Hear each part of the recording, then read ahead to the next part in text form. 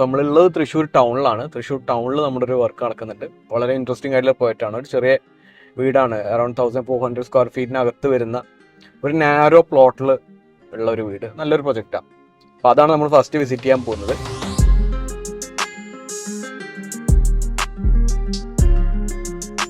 ഇതാണ് നമ്മുടെ സൈറ്റ്, ഈ കാണുന്നത്. 1371 സ്ക്വയർ ഫീറ്റ് ആണ് ഈ ഒരു വീട്. 3 BHK വീടാണ്. തൃശ്ശൂർ എൽത്തൂരത്തിലാണ് ഈ ഒരു സൈറ്റ് ഉള്ളത്. വീടിൻ്റെ സിറ്റൗട്ടാണ് ഈ കാണുന്നത്. ചെറിയൊരു സിറ്റൗട്ടാണ്.